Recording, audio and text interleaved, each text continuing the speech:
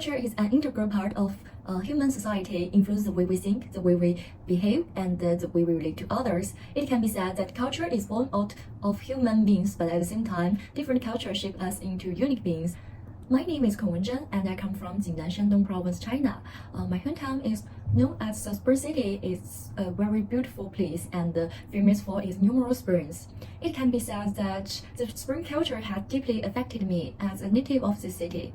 And China is a multi-ethnic country with 56 ethnic groups, each contributing its uniqueness to the country's diversity and the richness of the country, and no one is better or worse. I belong to the Han nationality, which has the largest population, but this has not hindered my understanding of other ethnic minority cultures, because I have learned to respect and understand the cultural traditions of different ethnic groups since I was a child in school. Meanwhile, I have also become a close friend with a queer classmate. So how my gender defines me as a woman, I deeply feel the pressure of gender stereotypes and expectations that act like a straitjacket in an attempt to mold me into a demure, some massive image that conforms to traditional norms. My grandmother, a rather traditional and conservative Chinese woman, instead instilling in me the virtues of gentleness and property.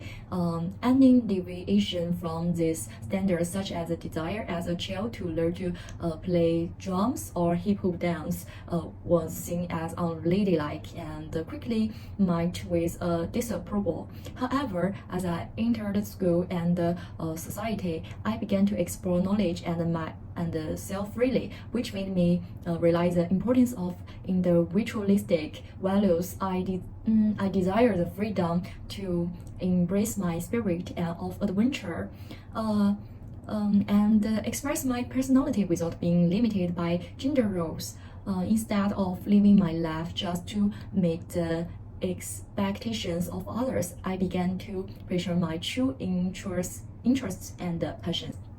I have had a great interest in reading since I was a child, and the traditional mass reading my childhood, The Foolish Old Man, had a profound impact on me and helped define me. This ancient legend tells of an old man determined to remove two mountains blocking his horse, even though his neighbors said it was an impossible task. However, Yugon's persistence and faithfully moved the god. The god sent the oracle to help Yugon move the mountains.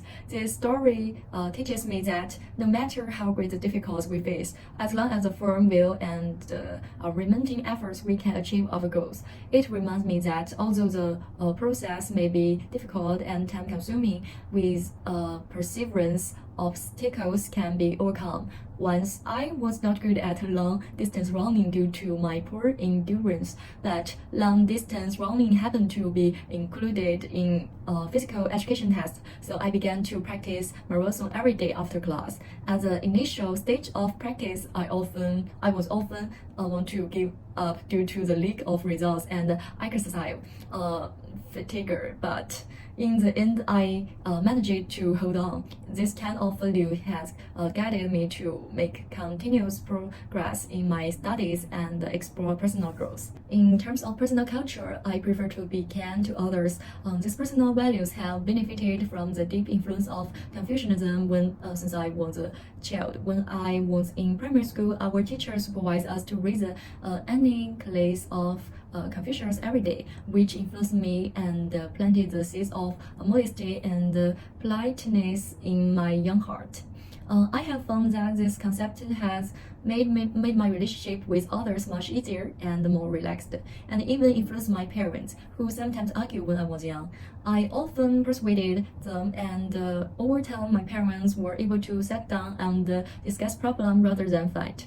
At the same time, I'm deeply influenced by the culture of my family, and the person who has the greatest influence on me is my grandmother. Most traditional festival and worship activities to express gratitude to the ancestors and tribute of gods, and my grandmother will be very careful to prepare the various matters of sacrifice prayerfully to the gods for the whole family. She knows a lot about this and will teach me. This belief also affects me all the time. Also, let's we see how my communication style has been affected. The most memorable non-verbal communication of my childhood was when my parents hit me in the palm with a ruler because I couldn't remember my parents' phone numbers, but they did it out of concern and protection for me, fearing that I would get lost and not be able to contact my family, but they hurt me with a kind of silent violence. As I grew up, I realized that good communication is a healthier and correct way of expression, so we began to try to change more verbal communication, improve the relationship between and my parents. And our first choice to solve problems became to discuss together instead of punishing or hurting, which made us more intimate and harmonious than before, and it was of great significance to find the right way to express love. At the same time, the daily communication between my friends and me is greatly influenced by the network culture. This prevalent network culture provides a steady stream of topics for my communication with my friends. However, when I communicate with elders, I seldom mention internet language, different from my friends and peers. I communicate with elders in a more formal way. In short, my cultural identity is not a completely static concept, but a living aspect of who I am. It is always in the ongoing rather than the past tense. It is not influenced by my experience and cognition, but also will undergo some changes in the future with my constant contact with different cultures. Thank you.